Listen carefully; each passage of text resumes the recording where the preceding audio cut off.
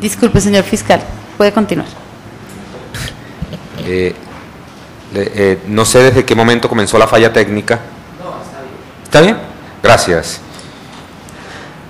Su señoría, entonces, considera la Fiscalía que ha quedado debidamente demostrada la materialidad del delito de homicidio. Y recordemos que el ilustre defensor, en manera alguna, en su teoría, prometió situación diferente en relación con la materialidad. Pero su señoría, con relación al grado de responsabilidad que a título de dolo se le debe endilgar a la señora Erika Liliana Arango García, la Fiscalía considera que, conforme a los parámetros establecidos en el artículo 381 del Código de Procedimiento Penal, hay conocimiento más allá de toda duda acerca también de la responsabilidad penal de la acusada. Su señoría, en primer lugar, la Fiscalía le trajo como testigos a los 3 agentes de la Policía Nacional: Juan Carlos López Enciso, José Ricardo Narváez y Libardo López Cuayal, quienes dan fe de la existencia de esos hechos. Pero quienes reciben la información inmediatamente llegan al lugar de los hechos es una información de una riña, de un problema entre 2 damas.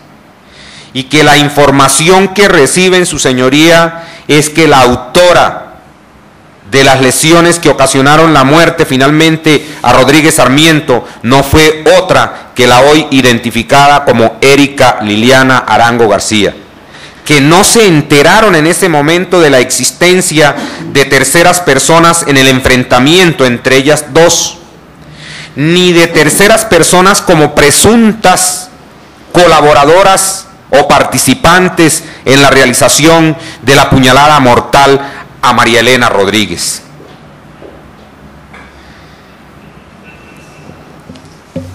En iguales términos, los investigadores John Alexander Buitrago y Orlando Tobar en manera alguna dan indicios de que hubo participación de otra persona en la autoría de los hechos. Y finalmente, su señoría, está el testimonio de Juan Carlos Martínez Rodríguez. Este testimonio del compañero de la olla oxisa y padre de sus 2 hijos fue claro y contundente en acusar en forma directa a la señora Erika Liliana Arango, alias, según lo que se ha dicho en el día de hoy, la Chorra, como la persona que se enfrentó a María Elena.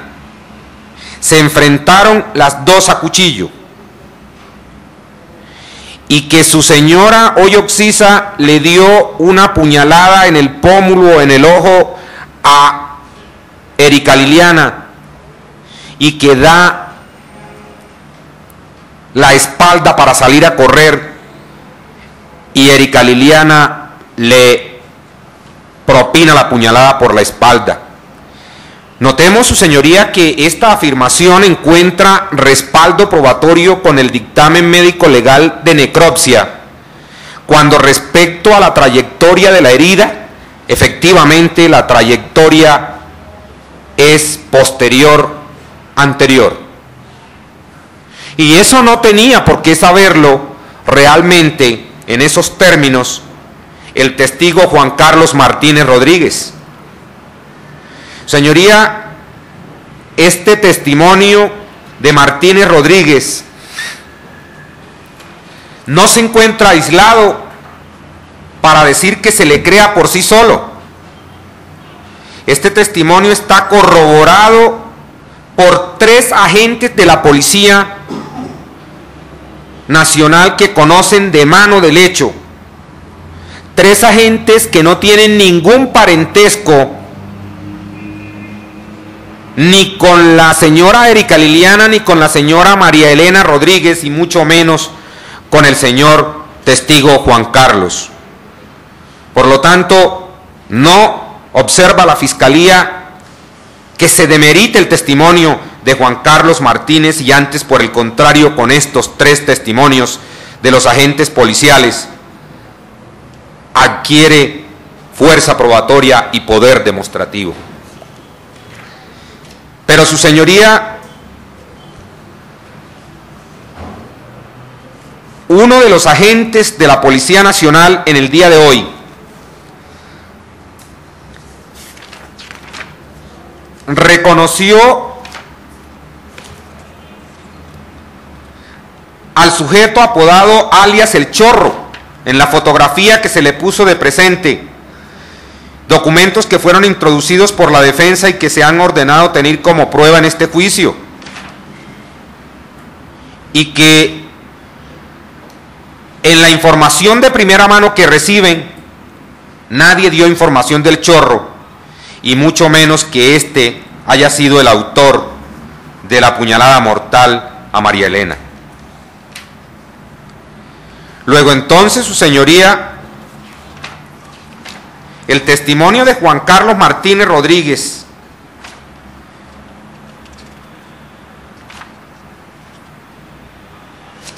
no se encuentra desvirtuado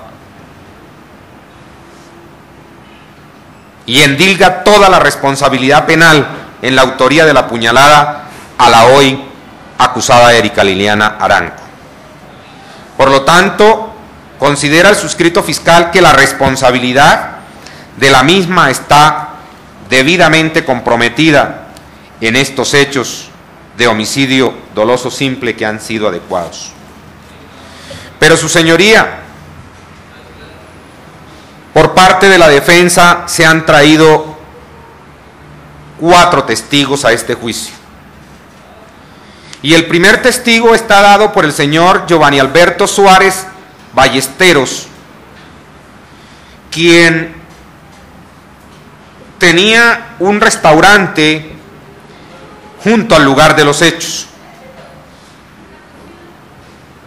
Este restaurante lo tenía en compañía de la testigo, su esposa, entiende la Fiscalía, Luz Helena Latorre Buitrago. Este testigo considera la Fiscalía, desde el punto de vista del análisis del testimonio y la sana crítica, que se aparta de la realidad. Pudo ser cierto que estaba en el lugar de los hechos, pero no vio exactamente quién le dio la puñalada a María Elena Rodríguez. Su señoría, ¿cómo es posible que este testigo, viendo que llega la policía al lugar de los hechos inmediatamente, no le dé información de quién fue el autor de los hechos o de la puñalada mortal a María Elena Rodríguez? Pero como cosa curiosa, su señoría, este testigo dice que está amenazado. Como lo dice igualmente su esposa, la señora Luz Helena Latorre Buitrago, y dice en el testimonio la señora Luz Helena, dice que los familiares de la occisa la amenazaron, que eso le ocasionó un shock nervioso y una serie de situaciones que por supuesto respeta el suscrito fiscal, y le dijeron, comillas, que yo tenía que responder por eso. ¿Responder por qué, su señoría, si ella no fue la autora ni la cómplice ni partícipe de los hechos en ninguna forma? Porque aquí no se ha dicho que ella haya participado. ¿De dónde nace esta amenaza y de dónde nace esta afirmación? Cuando el suscrito fiscal contrainterroga al señor Giovanni Alberto Suárez Ballesteros, ya él había dicho que ahí llegó la policía y yo le dije a la policía, dice, cuando lo interrogo, dice, trata de decir que no habló con la policía y finalmente a través del interrogatorio se reafirma que efectivamente la policía llegó y le preguntó que qué había pasado, y él dijo: yo dije que un problema ahí. ¿Cómo es posible, su señoría, que si este testigo vio tan claramente los hechos como supuestamente lo relatan el día de hoy, no le haya dicho a 3 agentes de la policía, y por decir algo 4, uno que no traje, 3 agentes de la policía, que Chorro había sido el autor de la puñalada a María Elena Rodríguez, y le refiere y se ofrece como testigo, o con posterioridad se presenta a los funcionarios de policía judicial cuando reciben la escena del crimen, o se presenta a la fiscalía y dice: yo quiero decir la verdad porque yo soy testigo?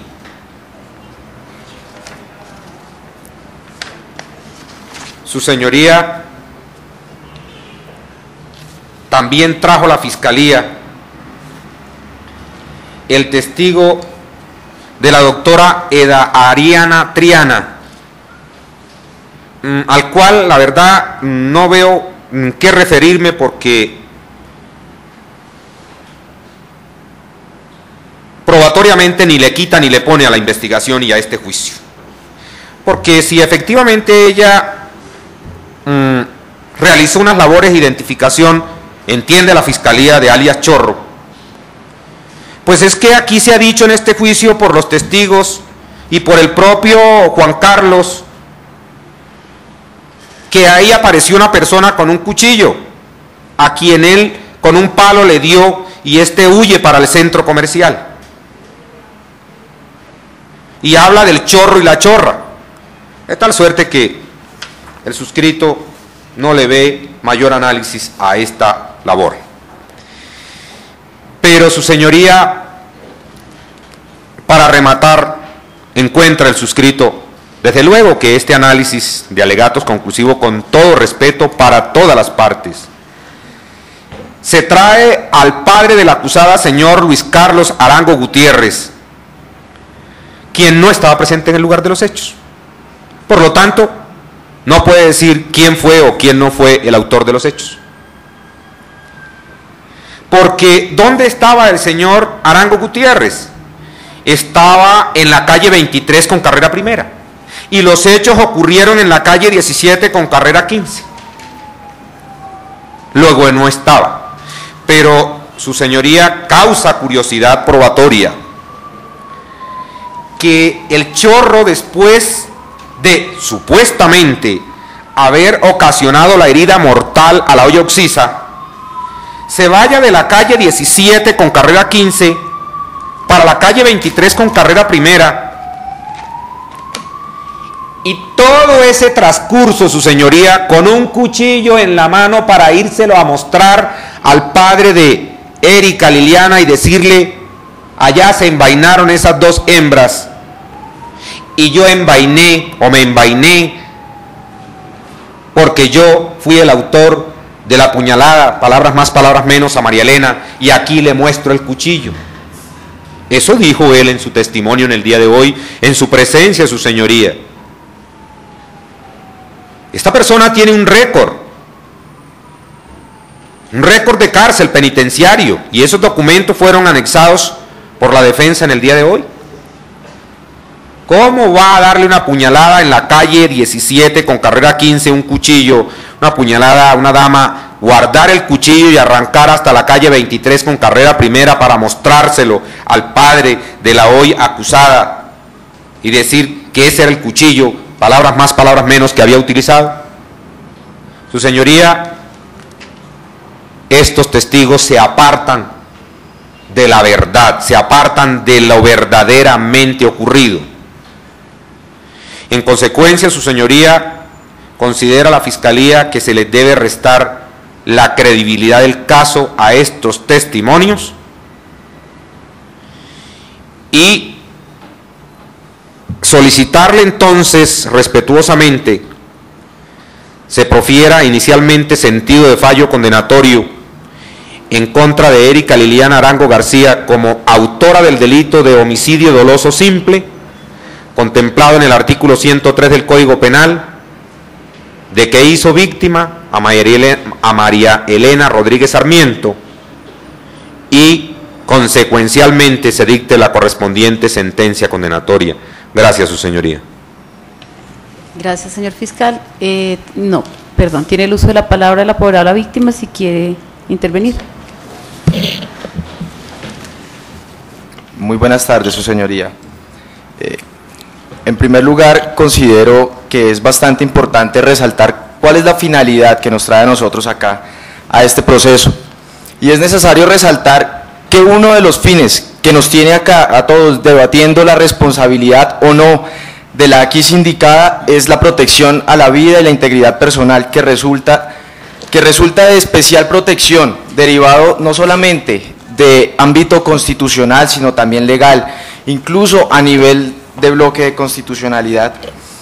Tanto así que en este mismo sentido, la misma Corte Constitucional se ha atrevido a decir, abro comillas, en estricto sentido el derecho a la vida es el derecho fundamental por excelencia, por cuanto en él se fundan todos los demás derechos. De nada sirve garantizarle al hombre la protección de todos los bienes jurídicos si no se protege el que es fundamento de todos, la vida humana. Lo anterior, porque la vida humana es el acto de ser del hombre, de ahí que desde Aristóteles se expresara que la vida para el viviente es su mismo ser. Por eso al inicio de esta audiencia, como bien lo manifestó el fiscal, al exponer su teoría del caso, queda más que probado, superando toda duda razonable, que la señora Erika Liliana Arango García es la autora de la conducta que aquí se juzga. Como bien lo estableció los policiales Juan Carlos López Enciso, al decir que no hubo intervención de terceros en la ocurrencia de los hechos. Palabras estas que llevan a desvirtuar en su gran parte la teoría del caso propuesta por la defensa. Al igual que el agente José Ricardo Narváez, al establecer, luego de preguntarle a la ciudadanía el día y lugar de la ocurrencia de los hechos, dijo, aquí no hubo intervinientes en esta riña o discusión, como prefiera llamarse. Ello implica entonces que teniendo a la hoy occisa María Elena Rodríguez Sarmiento como víctima de la conducta que contra su humanidad se cometió, dado el carácter de dignidad que se le entrega no solamente a nivel constitucional sino legal, también tenemos en cuenta que además trayendo en conjunto todos los derechos fundamentales, puesto que es necesario entender al hombre como presidente y sirviente al mismo tiempo de fundamento al orden constitucional, tal como lo establece el artículo primero. Lo que aquí se está juzgando es la descripción típica del artículo 103, el cual reza que el que matare a otro incurrirá en prisión de 13 a 25 años. El verbo rector es matar, desde una perspectiva tradicional es quitarle la vida a una persona. Esto es suprimir la condición de subsistencia vital orgánica a la persona, la cual tiene manifestación a través del funcionamiento del sistema cardiorrespiratorio. Se expresa en la clásica fórmula de la supresión de la vida humana. Como quiera que la acción de matar este espacio temporalmente desprendida de la muerte de la persona, se requiere explicitar la realización de un juicio de imputación. Por ello es necesario que se demuestre, como ocurrió en esta audiencia, que se creó en contra de la señora María Elena Rodríguez un riesgo jurídicamente prohibido y el mismo se materializó en el resultado muerte. A lo largo de toda la actuación procesal se ha debatido sobre la responsabilidad penal de la aquí sindicada Erika Liliana Arango García en el homicidio de la señora María Elena Rodríguez, hechos ocurridos el 2 de febrero de 2007. El proceso penal busca la verdad, la justicia y la reparación, y es necesario que ante la comisión de un delito se sepa qué ocurrió, por qué ocurrió y cómo ocurrió, es decir, que se sepa la verdad. Y no es menos importante que ante esa verdad se haga justicia, no solo como consecuencia de un acto delictivo, sino como derecho de las víctimas, al igual que una completa y justa reparación del daño causado como consecuente de aquel antecedente. El día de hoy, uno de los testigos traídos por la defensa, testigo presencial de los hechos, el cual corresponde al nombre de Giovanni Alberto Suárez Ballesteros, Manifestó, en primer lugar, que él fue testigo presencial de los hechos. Aparte de esto, queremos manifestarle, su señoría, que no convence en esta audiencia las explicaciones que él da de dos situaciones en especiales. La primera, ¿por qué no le dijo a la policía quién fue el verdadero autor de la conducta? Es más, no es preciso al explicar la distancia a la que se encontraba del lugar de los hechos, y mucho menos explica la posición que tenía para observar los mismos. Es decir, no se sabe si estaba en posición frontal, trasera, izquierda, derecha. Eso no es claro. Y mirando estos hechos, no sé, a mí me parece, por lo menos yo lo veo así, que no es claro este testimonio, por lo cual pienso yo debería restársele credibilidad al mismo. Seguimos más adelante con un tema un poco ético, y es, bueno, la vida humana es un tema de reflexión ética y jurídica. Los avances de las investigaciones científicas y los logros tangibles de la técnica en estas materias socavan las bases hasta ahora firmes de la separación entre moral y derecho, que produjo el advenimiento del Estado moderno. El artículo 16 de la Constitución impone una separación clara y tajante entre las dos materias. Esto para llevar a decir que luego de practicado todo el elemento material probatorio y de escuchar los testimonios de los policías que intervinieron en el lugar de los hechos, inmediatamente después de ocurridos los mismos, es evidente que la sindicada es la responsable del homicidio de la señora María Elena Rodríguez Sarmiento, como quiera que su conducta no solo es contrario a derecho, sino que además denota que su intención era la de poner fin a la vida de la señora María Elena. Según Belzel, el carácter final de la acción se basa en que el hombre, gracias a su saber causal, puede prever dentro de ciertos límites las consecuencias posibles de su actividad. Y es claro que aquí la señora Erika Liliana Arango podía prever que con ese ataque que le propinó a la señora María Elena Rodríguez, podía preverse el resultado que a consecuencia se produjo. Y es por ello, señora juez, que no cabe discusión ante las pruebas practicadas de la intención dolosa que acompañó la acción desplegada por la sindicada, toda vez que ella sabía que propinar ese ataque tendría una consecuencia mortal, como efectivamente ocurrió. Deducido esto del informe de medicina legal al evaluar la gravedad de las heridas, teniendo en cuenta además que se le preguntó al doctor Héctor Gómez Montero si la causante de la muerte de la señora María Elena Rodríguez fue la herida en el pulmón, él respondió que sí. Teniendo en cuenta esto y el poco grado de humanidad que presentó además la sindicada en aquel momento, ya que poco o nada le interesó la presencia de los dos hijos de la Oxisa durante el ataque, tal y como lo describió el señor Juan Carlos Rodríguez al absolver el testimonio, además de ratificar que la persona que le propinó aquel ataque mortal a su mujer fue la señora Erika y no alias El Chorro, como se ha querido, como pretende la defensa hacerle creer aquí a su señoría. Por tanto, el concepto vida debe ser entendido funcionalmente desde la perspectiva de la dignidad humana, como una forma especial de vivir, aquella que entiende al hombre como un sujeto único e irrepetible, dotado de la capacidad para orientarse conforme al sentido, al valor y a la verdad.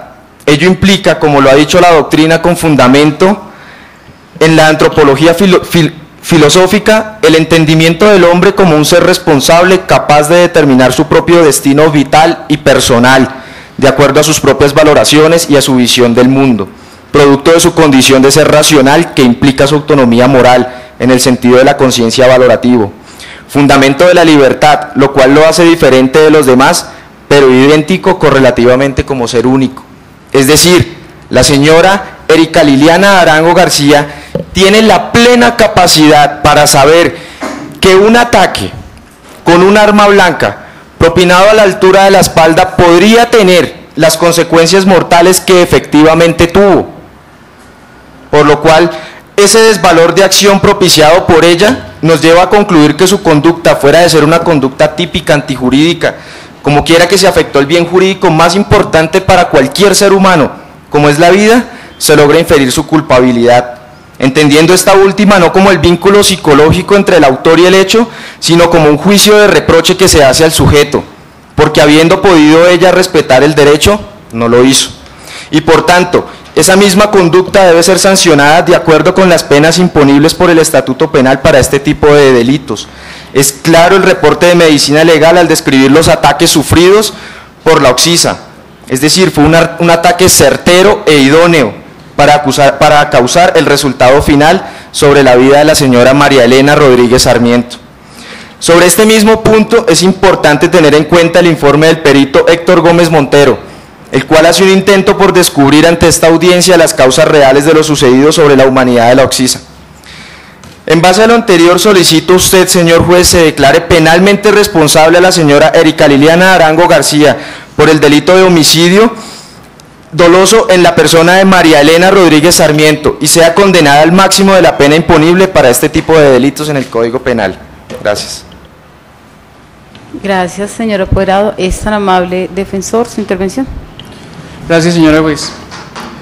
Con el debido respeto que me merecen los argumentos que se han expuesto hasta este momento, quiero manifestar lo siguiente. La Fiscalía hace una enumeración de una cantidad de pruebas que efectivamente trajo aquí al escenario del proceso, específicamente la de unos agentes de policía, investigadores, etcétera, pero hizo ingentes esfuerzos para poder establecer, casi obligando a las personas a que contestaran, que el policía tenía por qué conocer los apodos de todas las personas del lugar. Uno de esos policías manifestó que era perfectamente factible no enterarse del apodo de una persona en el escenario de esa comunidad. Son policías que han estado en el sector, pero especialmente el señor Cuayal dice, él llegó al lugar donde se encontraba, vean ustedes, se encontraba la persona que había sido lesionada, pero corrige en cuanto al tema relacionado con el lugar de los hechos. Entonces la defensa se pregunta, ¿dónde está? ¿Dónde traspasó la duda razonable? Con el debido respeto, la duda razonable no se crea para vulnerar ni para invertir la presunción de inocencia. Nadie está negando, y no se ha hecho en el escenario del proceso, la defensa no ha negado que hubo efectivamente una riña. Pero podemos igualmente manifestar que está acreditada la responsabilidad. Yo creo que no, señor fiscal. El médico afirmó la lesión, la descripción de la lesión, nadie está negando la descripción de esa lesión. Que fue por la espalda, etcétera, es un hecho que está efectivamente corroborado. Ahora bien, existe la responsabilidad para poder atribuirla a mi defendida cuando es el mismo Juan Carlos, esposo de la hoy Oxisa, quien manifestó que efectivamente el chorro tenía un cuchillo. Y utilizando la misma lógica jocosa del fiscal, ¿será que tenía el cuchillo para acariciarlo? ¿Tenía ese cuchillo en la mano para acariciarlo? ¿O será que tenía el cuchillo en la mano porque efectivamente, como lo afirmó uno de los testigos de descargo, esta persona tenía el cuchillo con el propósito de intervenir en la discusión, como efectivamente lo manifestó el señor Giovanni Alberto Suárez Ballesteros? La sana crítica, señora juez, implica que se haga un análisis comparativo de los testigos.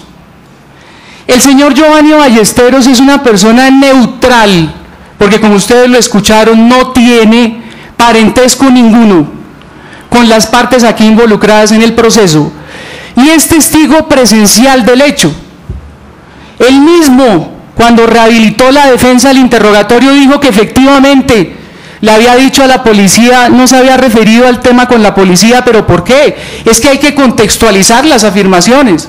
Yo no puedo decir de manera ligera que entonces el hecho de que no se pudo establecer en ese momento que el testigo no lo dijo, implica que se esté macartizando ese testigo y convirtiéndolo prácticamente en un individuo mendaz, cuando en el contexto se afirmó que este señor había sido amenazado. Ahora bien, seguramente el análisis de ese contexto desde la comodidad del escritorio es fácil hacerlo, pero fue el propio testigo y su esposa, quienes manifestaron que era un sitio difícil. Y entonces, perdónenme, señora juez, seguramente estaremos recordando los deberes de denunciar, etcétera, pero primero está la supervivencia. Ahora, ustedes se preguntarán, ¿pero por qué vino entonces hoy al juicio? Porque ya no reside en la ciudad de Bogotá.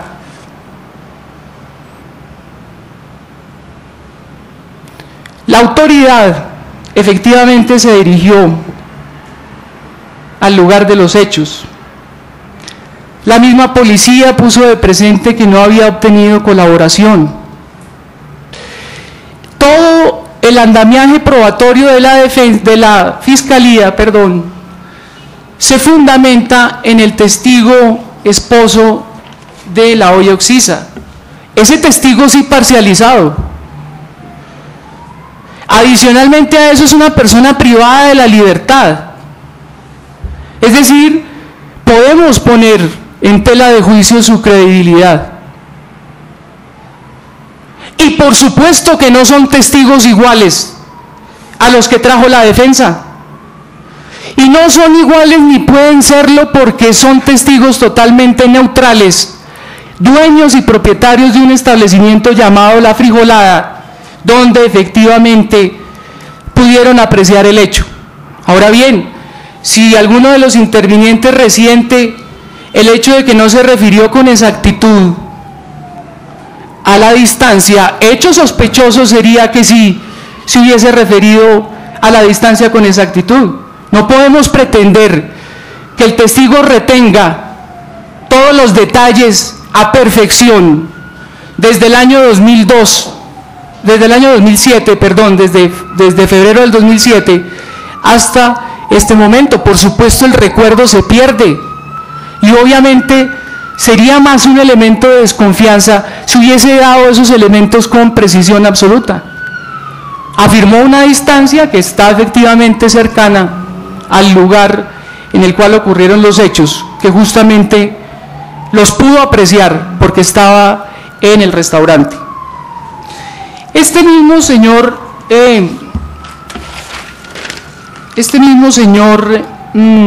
Giovanni Ballesteros nos explica cuál es la relación o la situación que se dio. Efectivamente, se trataba de unos piropos malintencionados, pero no es como lo plantea el testigo fundamental y único de cargo que tiene la Fiscalía, que el señor sacó el cuchillo en una actitud ingenua que no sabemos, de pronto lo quería acariciar o quería mostrárselo porque lo había acabado de comprar, estamos especulando. Sacó el cuchillo efectivamente porque, como lo acreditó aquí el señor Giovanni Alberto Suárez, él intervino también en la discusión que se presentó. Es más, ese testigo de descargo comenta cómo fue el propio esposo de la olla Oxisa quien le aportó la navaja para que pudieran consumar la riña. Entonces, con el debido respeto, la referencia al disvalor de acción, disvalor de resultado belseniana, aplica la lógica de la teoría, pero no la lógica de la prueba que se ha podido llegar en este escenario. Ahora bien, el señor fiscal también ataca el testimonio del padre de la señora Erika.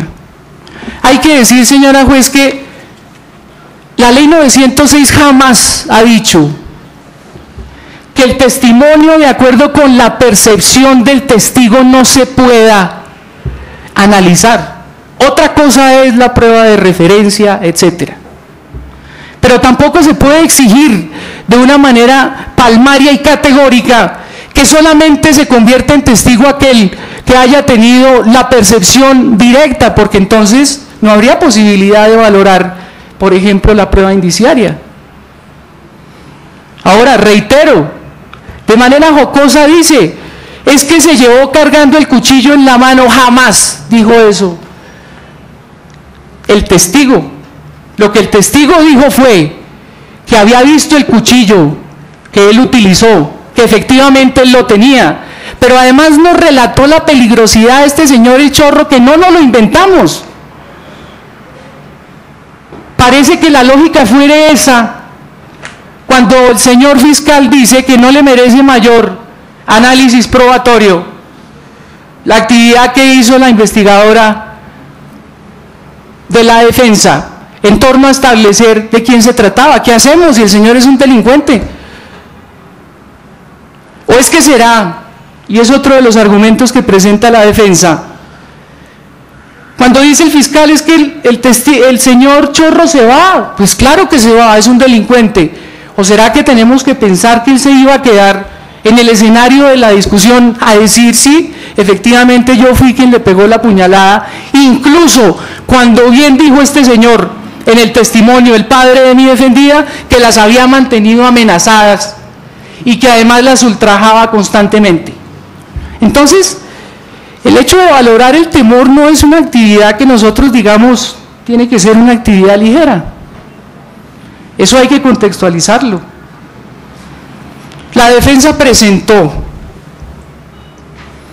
un informe hecho por una investigadora de la Defensoría que fue debidamente acreditada, donde se establecen los alias de este señor, El Chorro. Ahora bien, volviendo otra vez al único testigo que tiene la Fiscalía, lo demás es una anunciación probatoria que me recuerda a la ley 600, porque es simplemente una anunciación. Sí, la lesión está, efectivamente los dictámenes están, efectivamente los investigadores están, pero lo que no está demostrado y efectivamente no se puede demostrar es la responsabilidad de mi defendida.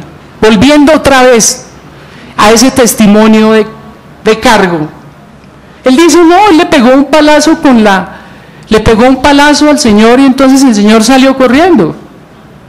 Es decir, si era un individuo de peligrosidad, etcétera, habrá que creerle eso cuando él tenía un cuchillo en la mano. Ahora, frente al contrainterrogatorio que le formuló la defensa, también se contradijo, para después afirmar que mi defendida se había desmayado y denotar que la lesión se había presentado después. Y entonces vean ustedes que ahí sí encontramos una verdad que se quiso tapar por la falacia y mendacidad del testigo, que es corroborada además por los testigos de descargo, es decir, la señora Luz Helena Latorre Buitrago, Giovanni Alberto Suárez Ballesteros. Ellos dos explicaron cómo efectivamente se dieron cuenta. Ahora, claro, la teoría diría, toda persona está obligada a denunciar las conductas, pero eso lo decimos aquí al lado del código, leyendo el inciso con calma, pero la persona que está allá, donde efectivamente ocurren los hechos, a esa persona no le podemos decir, hombre, pero es que usted no le dijo a la autoridad, ni habló con la autoridad, y reconoció que no habló, entonces usted es un individuo mendaz por esa situación. No. Si nosotros hacemos una breve semblanza de lo que es el análisis de la prueba, podemos encontrar que al testigo hay que comprenderle el estado psicológico también. La señora Luz Helena Latorre Buitrago comentó cómo ella había sido afectada por el hecho, cómo había sido afectada también por las amenazas de las que fue objeto, pero también dijo que las respetaban en el sector.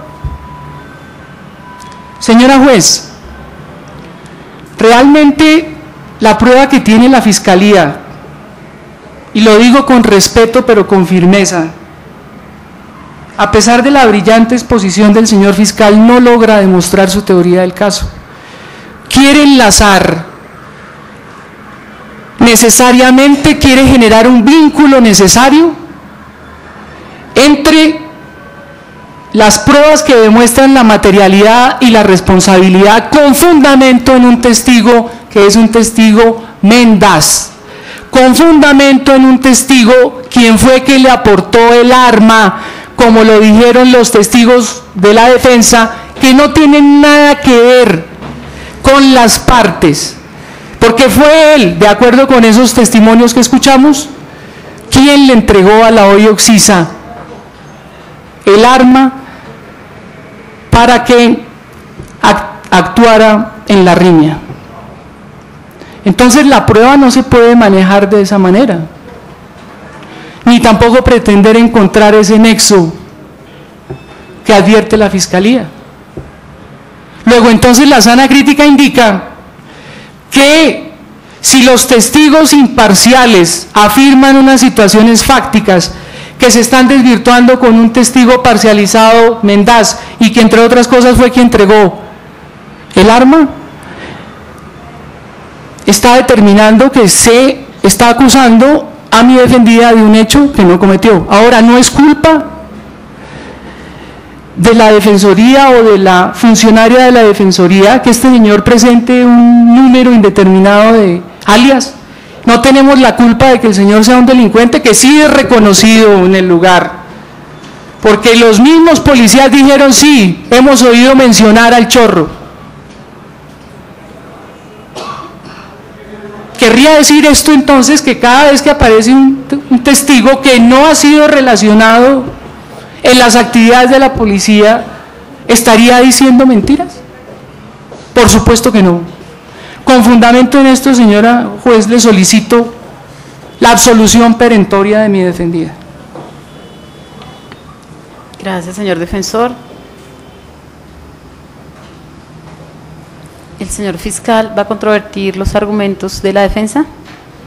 No hay réplica, su señoría.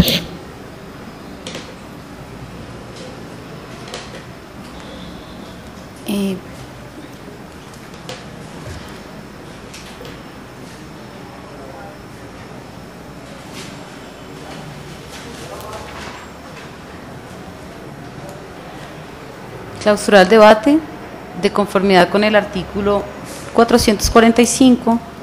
Entramos a un receso de 2 horas para emitir el sentido del fallo.